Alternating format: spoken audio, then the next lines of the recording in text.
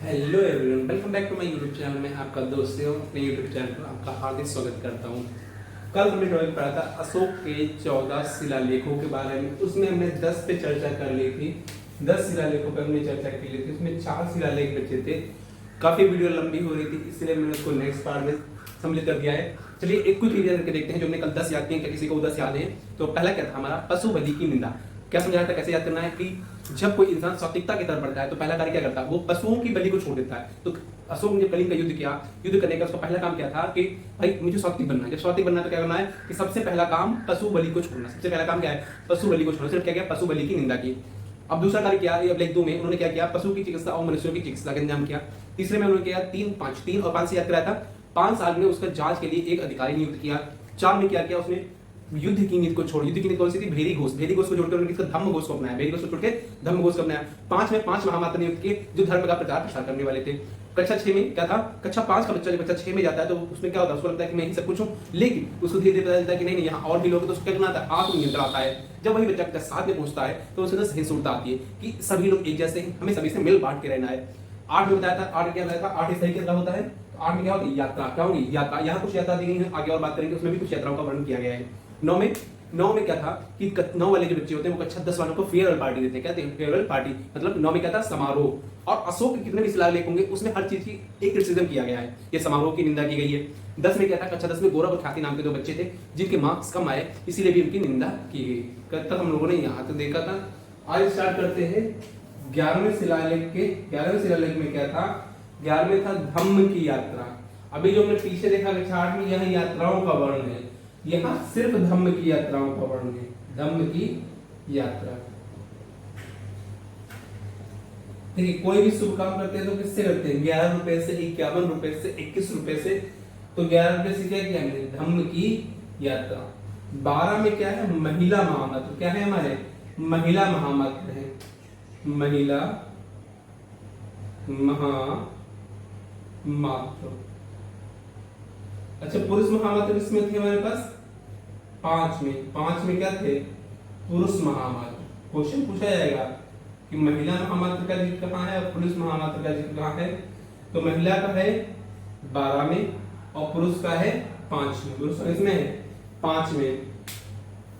13 में क्या था? माफी नामा। माफी नामा। माफीनामा क्या था? ये 13 आखिर जो 13वां अभिलेख था इसमें माफीनामा का जिक्र किया गया। अशोक के जीवन काल में सबसे भरसक और सबसे नरसंहारक युद्ध कौन सा था? कलिंग का युद्ध। कौन सा था? कलिंग का युद्ध। तो उसने कलिंग के युद्ध के लिए माफीनामा लिखा है। कलिंग का युद्ध, उसके लिए क्या है? कलिंग के युद्ध लिए उसने माफीनामा मांगा कि हाँ मैंने कलिंग के युद्ध में बहुत नरसंहार किया, इसके लिए मैं अपनी जनता से क्षमा प्रार्थी हूं। उसने क्या किया? एक माफीनामा जारी किया। ये पहला ऐसा सम्राट है जो खुद का माफीनामा जारी कर रहा है।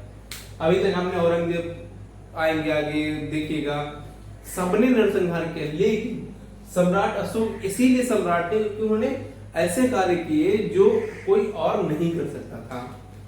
14 में क्या था हमारे पास?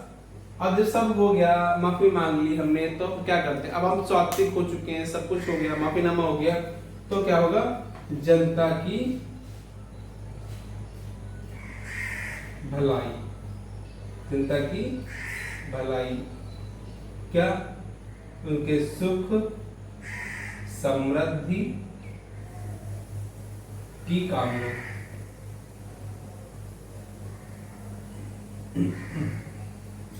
तो देखिए इनको याद करने का सबसे अच्छा तरीका आपको बताते हैं, फिर से रिवाइज करते हैं। 11 1 1 11 11 में क्या होता? कोई शुभ कार्य करते हैं। शुभ कार्य क्या होगा भाई? कहीं तीर्थ यात्रा पे चलेंगे तो उन्होंने क्या किया? धम्म की यात्रा। तो 11 में क्या हो गया? धम्म की यात्रा। 12 में महिला महामात्र। 12 में क्या होगा? महिला महामात्र। 12 बार बार कौन आता है? महिला आती है। बार बार कौन आता है? महिला। बार बार कौन आता है? महिला। और 5 में किसका? पुरुष महामात्र का जिक्र है। 13 हमारे में क्या है?